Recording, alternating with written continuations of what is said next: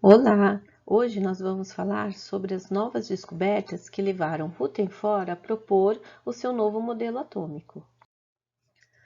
Os últimos anos do século XIX e os primeiros do século XX foram marcados por grandes descobertas que viriam a revolucionar as teorias atômicas. Tais descobertas também estimularam, desde aquela época, inúmeras pesquisas, visando não só entender aqueles novos fenômenos, como também propor novas aplicações para esses fenômenos. E a primeira descoberta que vamos destacar é a dos raios-x. Na noite de 8 de novembro de 1895, o físico alemão Röntgen trabalhava em uma sala totalmente escura, utilizando uma válvula com a qual estudava a condutividade dos gases.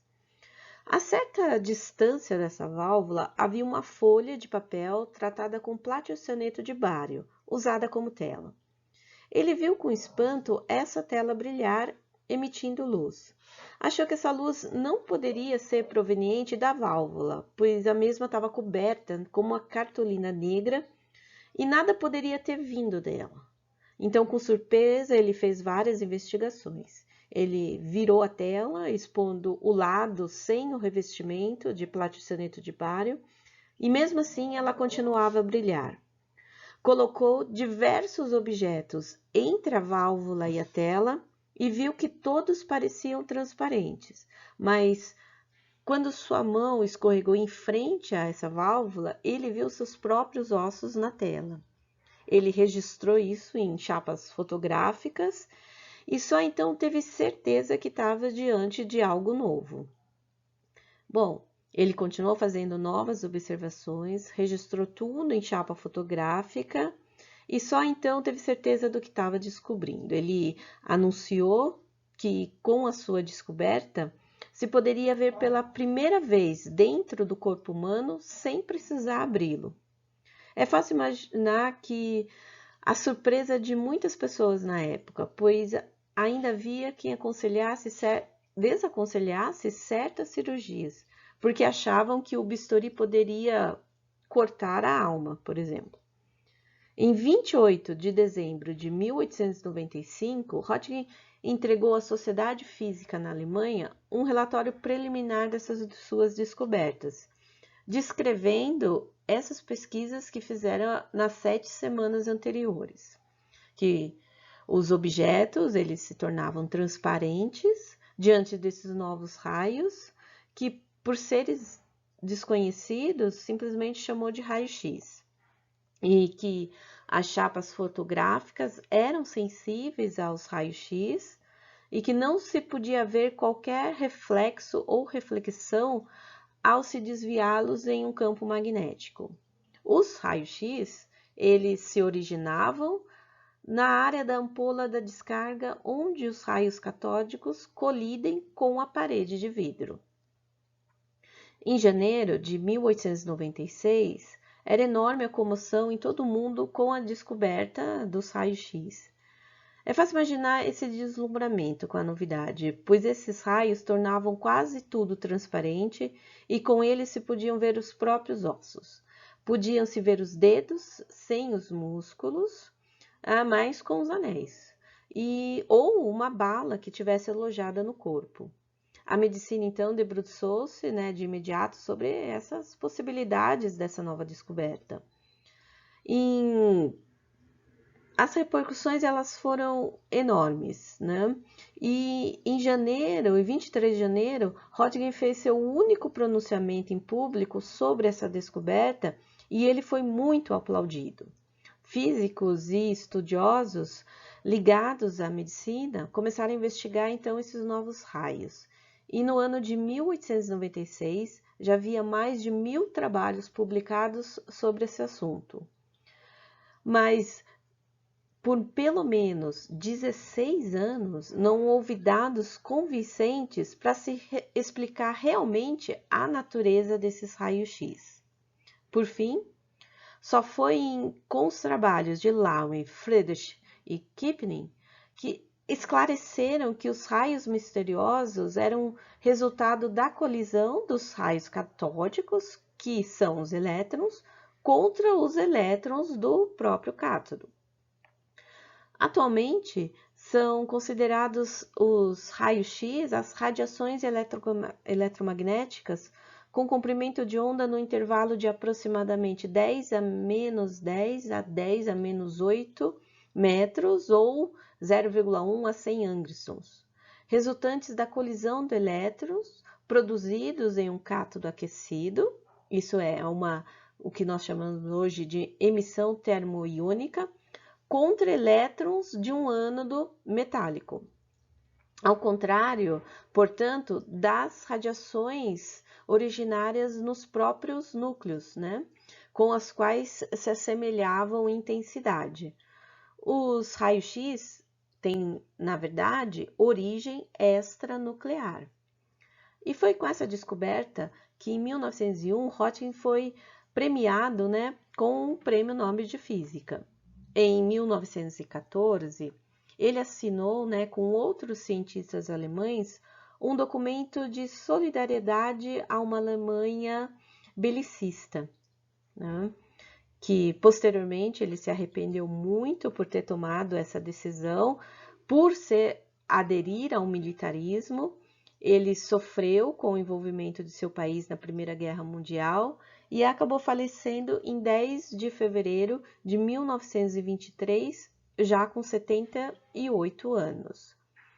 Depois disso, mais recentemente, né, o seu nome foi dado ao elemento da tabela periódica número 111. Né? Röntgen, apesar de tudo, né, ele espantou o mundo ao anunciar, então, no final de 1895, a descoberta desse novo tipo de raio, que é o raio-x, e demonstrar, né, que como esses raios se podiam ver dentro do corpo humano. Uma outra descoberta revolucionaria as concepções sobre a natureza da matéria, a descoberta da radioatividade. Os primeiros relatos sobre a radioatividade são devidos a Becquerel, e foram feitos apenas alguns meses após a divulgação da existência de raios-x. Entre os cientistas que se surpreenderam com as descobertas de Röntgen, estava o matemático francês Henri Poincaré.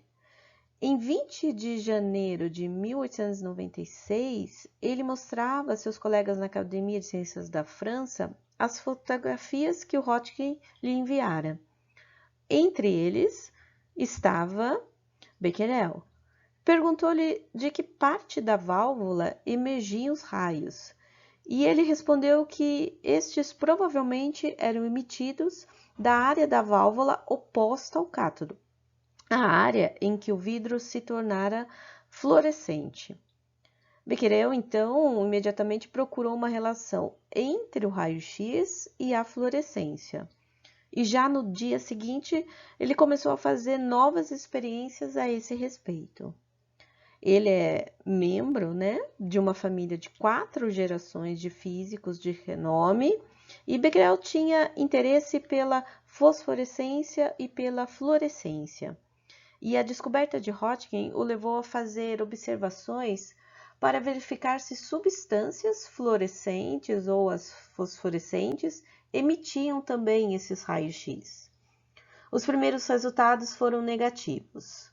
Em seu relatório feito à Academia em 24 de fevereiro de 1896, após as experiências com sal de urânio, ele diz: cobri uma chapa fotográfica com 2 folhas de papel negro grosso, tão grosso que a chapa não ficou manchada ao ser exposta ao sol o dia inteiro. Coloquei sobre o papel uma camada de substância fosforescente e expus tudo ao sol por várias horas. Quando revelei a chapa fotográfica, percebi a silhueta da substância fosforescente sobre o negativo. A mesma experiência pode ser feita com uma lâmina de vidro fina colocada entre a substância fosforescente e o papel. o que exclui a possibilidade de uma ação química resultante dos vapores, né, que poderiam emanar da substância quando aquecida pelos raios solares. Portanto, podemos concluir dessas experiências que a substância fosforescente em questão emite radiações que penetram no papel opaco à luz. Pois bem, quando a academia voltou a se reunir em 2 de março, Becquerel já tinha outros resultados. Com o tempo, mudaram para Paris e nos dias 26 e 27 de fevereiro foram dias que fizeram muito pouco sol. Então, ele colocou as chapas fotográficas em uma gaveta escura, deixando sobre elas o sal de urânio, né, envolto em um papel. Em seu relatório à academia, ele disse o seguinte: como o Sol não voltou a aparecer durante vários dias, revelei as chapas fotográficas no dia 1º de março, na expectativa de encontrar imagens muito deficientes. Ocorreu o oposto. As silhuetas apareceram com grande nitidez. Pensei imediatamente que a ação poderia ocorrer no escuro. Esse é um relato em que o acaso e a perspicácia foram decisivas. Becquerel creditou méritos dessa descoberta a seu pai e a seu avô, que trabalhavam com o mesmo assunto. Mas ele, no momento propício, fez uma descoberta muito importante, que teve, a princípio, no entanto, não a mesma repercussão do trabalho de Röntgen. Já em 9 de março de 1896, Becquerel descobrira que a radiação emitida pelo urânio não apenas escurecia as chapas fotográficas, mas também ionizava gases, transformando-os em condutores. Esta radiação, que inicialmente ficou conhecida como raios de Becquerel, foi chamada de radioatividade pela polonesa Marie Curie em 1898 e logo passou a ser investigada por importantes nomes da época, tais como o próprio J.J. Thomson e também por vários cientistas no começo de carreira. Em 1895, Marie casou-se com Pierre e aparecia assim para o mundo científico o casal Curie, dois dos pesquisadores mais notáveis de todos os tempos. À procura de um tema para sua tese de doutorado, Marie interessou-se profundamente pelos trabalhos do físico Becquerel. Marie e Pierre Curie começaram então a pesquisar de onde eram provenientes as radiações observadas por Becquerel no minério de urânio. Para isso, instalaram em um lugar úmido da Escola de Física e Química em Paris alguns instrumentos de detecção, incluindo alguns construídos por Pierre e seu irmão Jacques. Usando um eletroscópio e mais tarde o seu novo piezoeletrômero, o casal Curie conseguiu medir tais radiações, afirmando que era uma propriedade intrínseca do elemento urânio. Sua intensidade era proporcional à quantidade de urânio presente na substância, não dependendo da composição química, da fase de agregação, nem de condições exteriores. O casal Curie descobriu ainda que o urânio não era o único elemento que apresentava essa propriedade. Os sais de toro emitiam radiações semelhantes. Como resultado de todo esse longo trabalho iniciado pelo físico alemão Röntgen, que teve procedimento com os trabalhos de Becquerel e de Pierre e Marie Curie, nasceu o estudo do fenômeno da radioatividade. Por suas descobertas, Becquerel, Pierre e Marie receberam o Prêmio Nobel de Física em 1903. Mas Pierre e Marie foram ainda mais longe. Em uma comunicação à Academia de Ciências, em 12 de abril de 1898, anunciaram que a pechembla, que é um minério contendo óxido de urânio, era bem mais radioativo que o urânio metálico isolado. Isso significava que o minério continha, além de urânio, um outro elemento radioativo. E conseguiram do governo austríaco 1 tonelada de pechembla, e em junho de 1898 anunciaram que haviam conseguido isolar da pechembla um metal que na tabela periódica seria vizinho do bismuto. Em homenagem à pátria de Marie, esse novo elemento foi chamado de polônio. No final do mesmo ano, anunciaram a descoberta de outro elemento radioativo isolado da pechembla, o rádio. Marie Curie passou mais 4 anos trabalhando com a pechembla até conseguir isolar uma quantidade significativa de rádio para determinar sua massa atômica e algumas de suas propriedades. Como o fato do rádio ser quase 1,5 milhão de vezes mais radioativo que urânio. Em 1911, recebeu seu segundo Nobel, agora de Química, por essas descobertas. O Pierre ele morreu tragicamente antes, em 1906, após ter sido atropelado.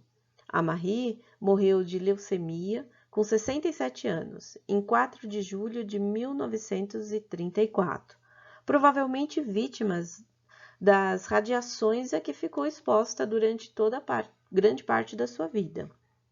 Mas a história dessa família ainda não termina aqui. Em janeiro de 1934, o casal Irene e Frederic, que é a filha e o genro da Marie Curie, respectivamente, descobriram a radioatividade artificial. Através do bombardeamento de uma folha de alumínio 27 com partículas alfa, observaram a criação de um novo isótopo radioativo, ou radioisótopo, o fósforo 30. Esse experimento mostrou ser possível fabricar radioisótopos que não existam na natureza, através do bombardeamento de um núcleo estável. Por essa descoberta, eles receberam em 1935 um prêmio Nobel de Química. Portanto, o casal Pierre e Marie Curie mostrou que, diferente dos raios-x, as radiações descobertas por Becquerel eram de origem nuclear. As descobertas evidenciando que alguns átomos eram instáveis e emitiam diferentes partículas e radiações exigiram então novas propostas de modelos atômicos, que não mais poderiam ser considerados indivisíveis. E em 1900, pouco tempo após as descobertas de Becquerel, os físicos Rutherford e o próprio Pierre Curie identificaram de forma independente e quase simultaneamente 2 tipos distintos de emissões provenientes desses elementos radiativos. Essas radiações foram denominadas de partículas alfa e partículas beta, e no mesmo ano outro físico, o francês Villard, identificou outra espécie de radiação eletromagnética, que também era emitida por esses elementos, que denominou de radiação gama. Os elementos radioativos, eles são considerados instáveis, pois sofrem transformações por meio de emissão de 3 tipos de partículas, a alfa, a beta e a gama. Tais raios podem ser diferenciados pelo comportamento diferente que cada uma dessas partículas apresenta no campo elétrico. Os raios alfa são atraídos para o polo negativo e são constituídas por partículas que contêm 2 prótons e 2 nêutrons. Os raios beta são desviados na presença do campo elétrico no sentido contrário ao dos raios alfa. São basicamente formados de elétrons. Os raios gama não sofrem desvios, não sofrem a ação do campo elétrico e corresponde, portanto, aos fótons, como o da luz, porém associados a radiações eletromagnéticas de alta energia. Apresentam além de maior energia, maior capacidade de penetração nos corpos, quando comparados aos raios alfa e beta. Pois bem, os trabalhos de Marie Pierre Curie tiveram crucial importância na mudança de rumo que tomaria a radioatividade. Em 1903, o Pierre Curie e o Albert Laborde publicaram uma nota, citando que o rádio estava sempre em temperatura maior que a temperatura ambiente que o circundava. Foi Rutherford e seu assistente Burns notaram que a energia cinética das partículas oriundas da desintegração do rádio era convertida em energia térmica após as colisões. Essa fonte de calor era uma novidade no meio científico na época. Pesquisadores como Rutherford e o Soddy elucidaram, a partir daí, diversas propriedades da radioatividade e dos elementos radioativos. Rutherford nasceu na Nova Zelândia em 1871. Ele mudou para Cambridge em 1895 para realizar sua pós-graduação, sob a orientação do J.J. Thomson. Em 1899, ele tornou professor na Universidade de McGill, no Canadá, e mudou para a Inglaterra em 1907, para ocupar, então, uma vaga na Universidade de Manchester. Ele recebeu o Prêmio Nobel em Química em 1908 por seu trabalho sobre radioatividade. Em 1911, ele anunciou o seu novo modelo atômico nuclear, que modificou todo o rumo da ciência. Nesse mesmo ano, ele passou a ocupar, então, a cátedra de Thomson, em Cambridge. E ele morreu, então, o Rutherford, em 1937. Pois bem, Rutherford ele propôs a existência do núcleo atômico e verificou-se posteriormente que a radioatividade, com suas emissões alfa, beta e gama, era um fenômeno que ocorria com os núcleos instáveis de alguns elementos químicos. Esse fenômeno ficou conhecido como decaimento radioativo, onde os átomos dos elementos originais eram eventualmente transformados em novos elementos. Também foi descoberto que a velocidade do decaimento por unidade de massa é fixa para qualquer radioelemento específico, não dependendo da sua composição química ou do seu estado físico. Porém, varia drasticamente de um radioelemento para outro. O decaimento poderia ser expresso em termos de meia-vidas, que é o tempo que leva para a atividade de um radioelemento decair a metade do seu valor original. Em 1913, os físicos Soddy, Russell e Fajans, em trabalhos independentes, elaboraram uma generalização sobre as emissões alfa e beta, que ficou conhecida como a lei do deslocamento. Quando uma partícula alfa for emitida, o novo átomo será deslocado 2 casas à esquerda da tabela periódica. E quando for emitida uma partícula beta, o novo átomo estará deslocado 1 casa à direita da tabela periódica. Os elementos radioativos que caíssem na mesma posição da tabela periódica seriam quimicamente idênticos. Soddy propôs para os elementos deste último caso o nome de isótopos. Mas como Rutherford chegou à sua ideia do átomo nuclear? Foi em 1909 ele demonstrou que quando partículas alfa incidem sobre uma fina lâmina de ouro, a maioria consegue atravessar o seu interior, sofrendo desvios mínimos da sua trajetória. Esse fato mostrou que o interior do metal é dominado essencialmente por espaços vazios. Entretanto, uma percentagem muito pequena das partículas sofrem desvios e algumas chegam a ser defletidas pela lâmina. Considerando as energias das partículas, esses desvios são surpreendentes, pois o impacto energético dos raios seria comparável ao de balas de canhão incidindo sobre um alvo de papel. Para explicar esse fenômeno, Rutherford concluiu que no interior da matéria existem núcleos com alta densidade de massa, ao redor das quais orbitam os seus elétrons. Os núcleos, tendo carga positiva, são capazes de defletir as partículas alfa por meio de repulsões eletrostáticas entre as partículas de mesma carga. De acordo com os experimentos de Rutherford, o raio do núcleo seria de 1/trilionésimo, ou 10 a menos 12, do raio atômico. A ideia do átomo nuclear e com os elétrons orbitando ao redor do núcleo não foi inédita, né?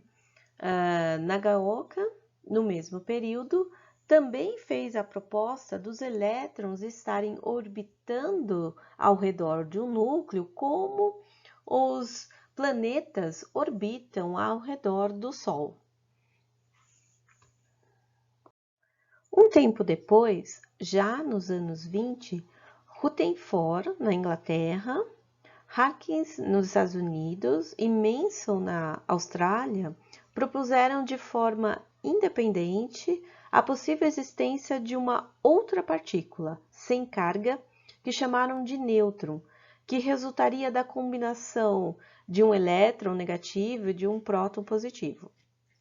Mas foi somente em 1932 que Chadwick, na Inglaterra, comprovou a existência do nêutron, após a irradiação de uma folha de berílio com as partículas alfa, oriundas do decaimento do polônio.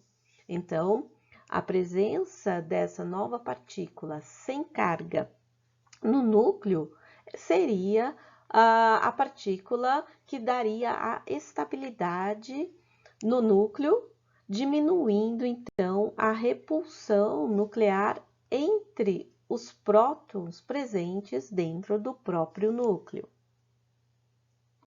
Assim, posteriormente, o átomo de Rutherford passaria a ser constituído de entidades neutras, positivas e negativas, os prótons, os elétrons e os nêutrons.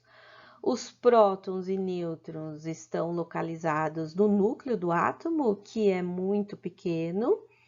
A maior parte da massa do átomo se deve a esse núcleo e pode haver um número variável de nêutrons para o mesmo número de prótons. Os isótopos têm o mesmo número de prótons, mas números diferentes de nêutrons, né? E os nêutrons estão, portanto, localizados fora do núcleo. Em grande parte do volume do meu átomo se deve, então, aos elétrons.